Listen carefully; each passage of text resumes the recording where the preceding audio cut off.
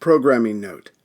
Before we go deep into Burma, I wanted to use this episode to catch up on a few battles and occupations I missed, namely the Marshall and Gilbert Islands, and of course, the Japanese coming at the Solomon Islands, which will set up the Guadalcanal campaign, and then focus a bit on Allied actions pertaining to Burma before the shooting starts, if all that can be fit into one episode. Be assured, soon we will go into the jungles of Burma. And for this episode, you will definitely want to keep the cover map by your side.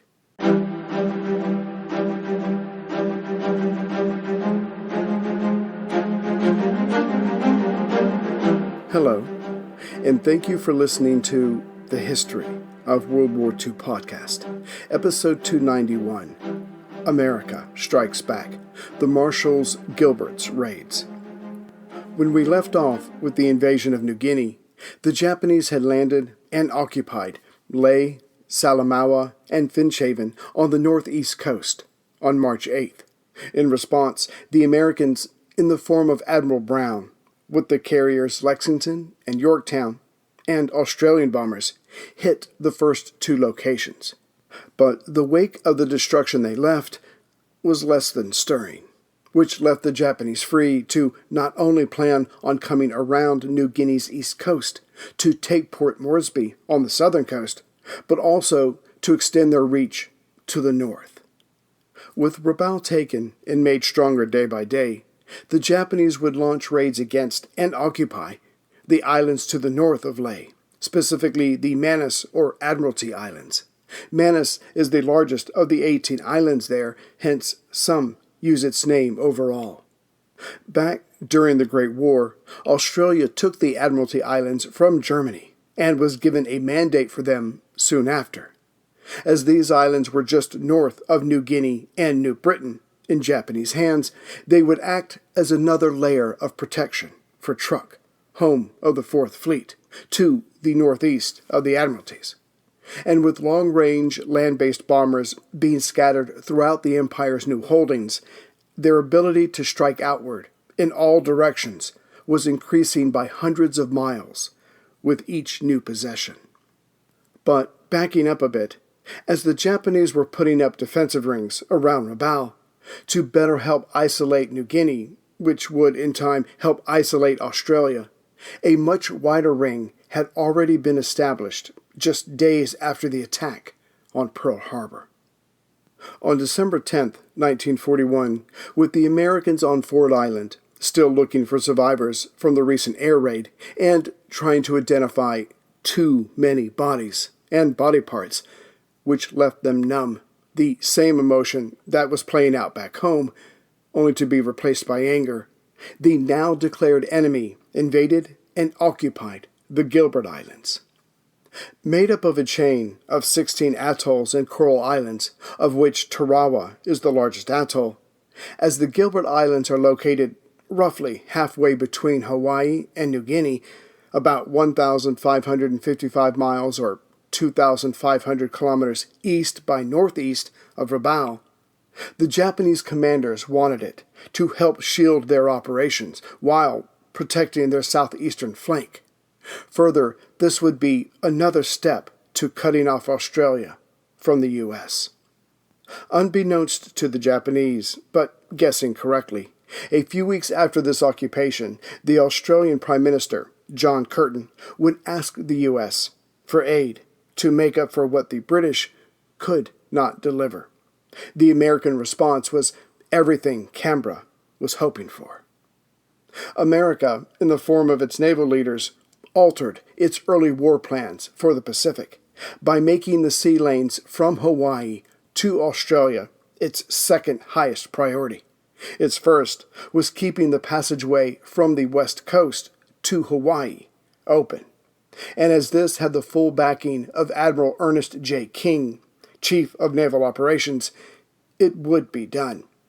But that meant, after picking themselves up from the Pearl debacle, of going right back for the Gilbert Islands, as well as the Marshall and Solomon Islands. And this is what King would tell Admiral Chester Nimitz when he was sent out to Hawaii to take command. but that's for later. Again, the Japanese military leaders anticipated this and would counter by taking the Gilberts, which would help shield the Solomon Islands. But they would not stop here, for there were also plans to take islands to the south and southeast of the Gilberts, like New Caledonia, Fiji, and Samoa. Layers upon layers. And the Japanese were still assuming, at this stage, that the blood the Americans would have to spill of their own people to begin peeling back these layers would be too much for them. It was only a matter of time before talks would begin, and Japan would take its place among the great nations of the world. Hence, on December 10th, troops from the South Seas Detachment landed on Tarawa and Makin Island of the Gilbert chain, practically unopposed. Right away, defensive positions were set up, and airfields would be built on the islands that were large enough to hold them, like on Makin and Batio on the southern end of the Tarawa Atoll. Another stunning victory for the Empire, another defeat for the Allies.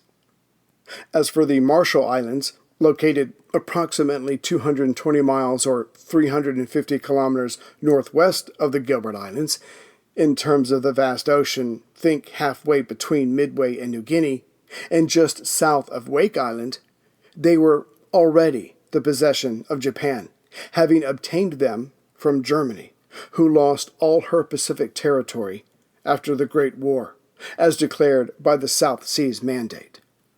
Spread out over 29 coral atolls, comprising 1,156 individual islands, the Marshall Islands were considered an important base of operations to the Japanese. Hence, they were relatively well protected, with troops, planes, coastal guns, and ships. The Mariana Islands, or simply the Marianas, located even further to the northwest, so northwest of the Marshall and Gilbert Islands, and parallel with the northern tip of the Philippines, and about 1,400 miles or 2,250 kilometers west of Wake Island, shared the same fate as the Gilbert Islands. They had belonged to Germany, who lost them after World War I to Japan. Indeed, the Marianas had been used by the Japanese to launch attacks against Guam and Wake Island. Whereas the Caroline Islands, where the Japanese Fourth Fleet was based at Truk, to the southeast of the Marianas, were attacked and occupied by the Japanese during the Great War. As this island chain is due north of Rabaul, it played a part in the taking of New Britain and New Ireland. After the Great War, Japan was given a mandate for these islands by the League of Nations. But it would be a different matter when it came to the Solomon Islands, just off the southeast coast of New Ireland. Many historians claim that the Battle of Midway was the turning point in the Pacific War, and they are not wrong, in many respects. Between Pearl Harbor and Midway, the question whether the carrier, with its numerous fighters, bombers, and torpedo bombers, had replaced the battleship in the main role of offensive power. That had been answered. But even after Midway, the Japanese Empire still had 8 aircraft carriers, doubling what the U.S. Pacific Fleet had, and the former vessels could carry 382 planes versus the 300 of the U.S. carriers. Further, after Midway, the Japanese Navy was still able to sink 11 major Allied ships, cruisers or larger, while losing 9 of their own large ships during the Solomon campaign, say roughly August of 42 until November of 44. After this period, the Japanese only managed to sink 2 more large American or Allied vessels, while losing dozens more of their own. Or, in the words of historian John Prados, even after Midway, the Japanese remained capable of giving as good as they got. Which leads to the, although less offered hypothesis, that the Solomon Islands campaign was the true turning point of the Pacific War. And beneath the mighty air and naval battles, not to mention the grueling island clashes for the Solomons, there was the less talked about advantages of Allied intelligence gathering. Indeed, all the Pacific allies contributed mightily in this. In short, this allowed Admiral Nimitz to use, at first, a relatively smaller amount of resources to draw a line in the sand that would be the Solomons, that the Japanese would not be allowed to go beyond.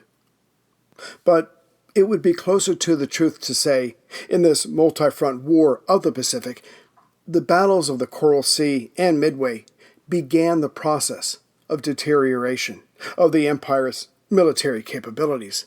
But it was in the Solomons that this became apparent to Tokyo. And all this began when the Japanese set out towards the Solomons after Rabaul had been secured. Bougainville Island, the largest of the Solomons, was first settled some 28,000 years ago. About 3,000 years ago, Austronesian people came to live there and brought domesticated animals. As for Europe's knowledge of the island's existence, that came in 1768 as the French explorer Louis Antoine de Bougainville landed there and named the island after himself. Though American and British whaling ships used the island as a stopover, it was officially claimed by the German Empire in 1899, becoming a part of German New Guinea. Yet during the Great War, Australia invaded and occupied Bougainville, which the League of Nations made official in 1920.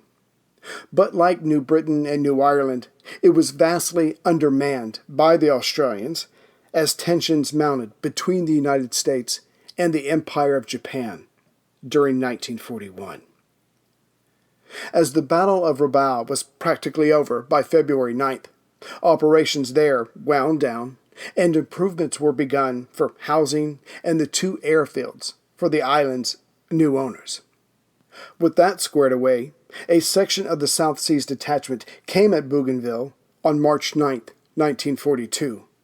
Though there were numerous islands within the Solomons, the invaders' priority was Bougainville, the largest, and Buka, the island just to its north. As for the white civilians among the Solomons, the vast majority had been evacuated in late December. Still, a few stayed behind, determined to evade the Japanese when they came, or to actively help the Allies by reporting what they saw to Canberra. Protecting the 1,400-foot-long airfield on Buka was about 20 soldiers of the Australian 1st Independent Company under the command of Lieutenant John H. Mackey. These men had been previously stationed at Kavieng on New Ireland. As the Japanese attacked Buka with many more than that number, the Australians did not contest the invasion and made plans to retreat. However, among them were coastal watchers, Australians and local natives, and some of these brave souls would remain behind to send information back to Australia, while playing a deadly game of cat and mouse with the ever-aggressive Japanese troops stationed there. One of those was Jack Reed, an official of the civil administration who had been quickly commissioned into the Royal Australian Navy. He was new to Bougainville, but had 12 years of service on New Guinea. Lieutenant Mackey would stay with him for about a year, sending in information while getting the help of natives to stay one step ahead of the enemy's special naval landing forces. To be sure, given the numerous islands, others would assist in gathering intelligence, like Paul Mason, an Australian who had been there for 20 years and who just happened to be a radio hobbyist. The perfect fit. Right away, the Japanese engineers got to work, constructing naval aircraft bases on the north, east, and south sides of Bougainville, and the airfield at Buka was also improved. On the south end of Bougainville, a naval anchorage was set up near Buin. It would be the largest one of the Solomons. Then, other islands nearby, like Treasury and Shortland, had airfields and naval bases built on them. as well to hold more aircraft or to service any additional warships in the area. Over the next year, the Japanese would spread themselves out to the other islands of the Solomons. So by the time the Allies came in earnest to reclaim these islands in August of 42, there would be at least 45,000 Japanese troops to contend with. Still, even the Solomons were supposed to be jumping off points for further Japanese expansion by going after Samoa, Fiji, and the New Hebrides Islands. As stated previously, Admiral King had every intention of coming right back at the Japanese through the Gilbert, Marshall, and Solomon Islands, but the Pacific Fleet was nowhere near the strength needed for that yet. Still, that did not mean that raids on these areas were not possible. After all, the American carriers were still available, hence they would be used. But any raid had serious possible downsides. The Marshall Islands were just south of Wake Island, now a Japanese possession, and even worse, they and the Gilbert Islands, the other target of the first raid, were just northeast and southeast of Truk, respectively, where the enemy had significant naval and air forces. Still, something had to be done. The Japanese had to be taught that the Americans might be licking their wounds, but they were determined to see this bloody business through to the end, something that was already worrying Admiral Yamamoto. Hence, 2 of the 3 American Pacific carriers would be used in separate task forces. The carriers Yorktown and Enterprise left Samoan waters, located to the southeast of the Gilbert Islands, on January 25th, heading northwest. Whether for good or ill, rain squalls accompanied the Americans. On the last day of January, the 2 task forces separated. Task Force 17 of the Yorktown and its support craft, commanded by Rear Admiral Frank Jack Fletcher, would hit Jaluit, the seat of government for the Japanese Marshall Islands, as well as the Makin and Mealy atolls, on the most northern point of the Gilbert Islands. This left Task Force 8, centered around the Enterprise, commanded by Admiral William Halsey, to head further north to raid against Kwajalein, Woche, and the Maloelap Atoll on the Marshall Islands. As this was a raid, the Americans had little information to go on. Indeed, they were working with slightly updated German maps before the Great War. But hopefully what they had in terms of intelligence and attacking aircraft would be enough.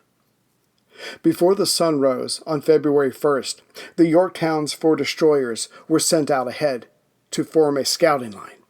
At 4:15 a.m., she launched 11 Douglas TBD-1 Devastator torpedo bombers and 17 Douglas SBD Dauntless scout bombers. They were led by Commander Curtis W. Smiley.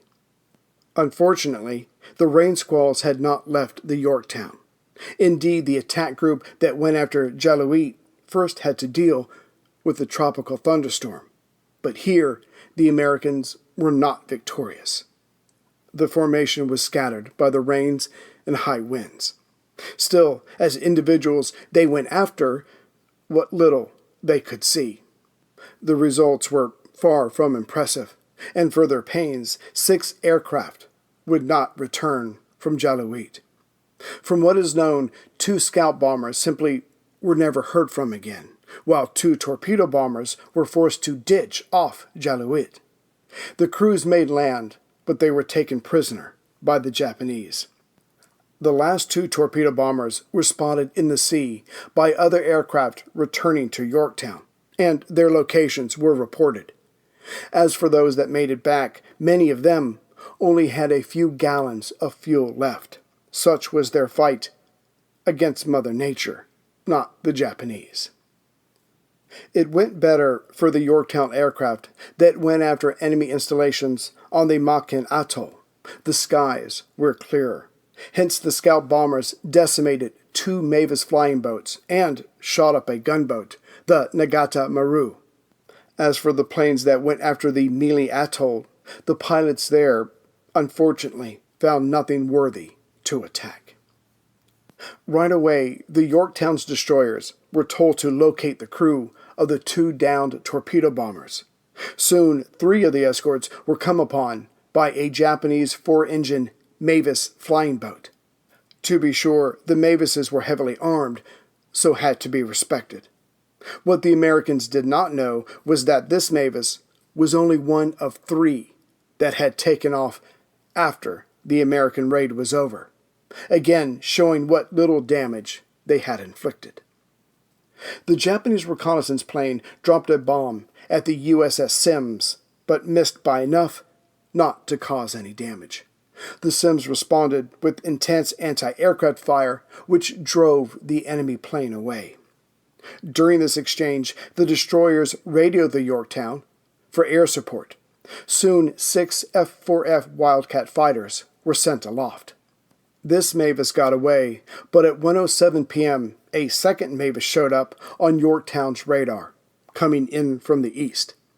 As the plane came out of a cloud, she was only 15,000 yards from Yorktown. Yet the ship's batteries, nor those of her nearby escorts, opened up. This Mavis was to be dealt with by the air patrol of Wildcats just overhead. Just as the Mavis crossed the carrier's bow, Ensigns E. Scott McCuskey and John P. Adams opened up simultaneously. McCuskey's tracers entered the enemy plane, near where the wings are attached to the fuselage. It exploded right away and began its fall into the sea. Excited, McCuskey yelled out over the radio, "We just shot his ass off." When the 2 planes landed, the pilots were hailed as heroes, but then they were left alone and they talked, and they realized that they both felt bad about killing that Japanese aircrew. Yet this guilt only lasted a week, for when they entered Pearl Harbor and saw the remaining devastation, that guilt was gone forever. As for Task Force 8 of Admiral Halsey, the airplanes of Enterprise attacked Kwajalein, Woche, and Tarawa. While this was underway, some of his escort ships bombarded Woche and Tarawa. When the Americans pulled away, there was moderate damage to the 3 islands' naval garrisons, and 3 small warships had been sunk, with damage inflicted to several others. In all, 15 enemy aircraft were destroyed on the ground. In exchange, the heavy cruiser USS Chester was damaged by a Japanese air counterstrike, and 6 of Enterprise's aircraft, 5 Dauntless dive bombers, and 1 F-4F Wildcat fighter, were lost. It was time for the Americans to go, as the hornet's nest had been stirred up. But Rear Admiral Fletcher, not knowing the extent of the damage done to the enemy, or lack thereof, wanted to go further. The last thing the enemy would expect was to be hit again. But Fletcher wanted to pull away a bit to hide, let the weather clear, and then go in again. It was this kind of tenacity that was needed. But before anything else could happen, Vice Admiral Halsey ordered Task Force 17 back to Pearl. By no means did the American naval officers believe that Pearl had been avenged, but that was not the goal of this raid. It was to affirm that the Americans were still in the fight, which was also what the American public needed to see and believe, as their productivity would be needed to make good the losses suffered on December 7th. As for reminding Yamamoto that his time to run wild was over, Nimitz was only getting started. But Tokyo also learned that their very destruction of the enemy's capital ships anchored at Ford Island exposed a general defensive weakness on their part, considering how their troops were scattered about. The Americans were forced to concentrate their forces, as they had not the means to do anything else, whereas the Japanese had spread themselves thin by quickly grabbing so much territory, And once that was done, a few airplanes or ships would be left behind to protect this new possession, or that one. Something had to be done to alter this. Hence, Yamamoto was in mind to force a decision by finding a way to get the American carriers into a do-or-die contest. And he would get his wish in early June at Midway. The Yorktown reached Pearl on February 6th. Her stores replenished, she headed out on February 14th, being ordered to join Admiral Halsey's Enterprise Task Force 8. They were to execute another raid, this on Wake Island, now in Japanese hands, and Japan's Minami-Tori Island, also known as Marcus Island, about 1,848 kilometers or 1,148 miles southeast of Tokyo itself. Its proximity would again, hopefully, help reestablish America's naval might in the Pacific. Yet on the same day that she left, Admiral King counter-ordered the Yorktown to instead head to the South Pacific. Intelligence indicated that the enemy was about to occupy more territory in New Guinea or in the Solomons. And if it was the latter, it was decided that's where the United States was going to draw a line in the sand. Halsey's Task Force 8 sailed on alone to execute the next raid. And this harassment by American forces would go up a whole other level with the coming of the Doolittle raid in mid-April. Conceived as early as January 10, 1942, by Navy Captain Francis S. Lowe, Assistant Chief of Staff for Anti-Submarine Warfare. When word of this got back to Admiral King and the President, both men jumped at the chance. Japan needed to feel the fear and uncertainty that Pearl caused for the Americans. And with the results of the Doolittle raid, Yamamoto was more determined than ever to have it out with America's 3 Pacific carriers. Greetings, everyone, from Central Virginia. So I just wanted to thank some of the latest members and people who have donated. There's more to the list, but I'll put it on the next episode. So I wanted to thank Melvin I., Stephen R., Neil P., Brian M., who is a recurring donator. Thank you very much. Stephen J., Bradley H. from somewhere down under. He's also a recurring donator. So Bradley, thank you very much.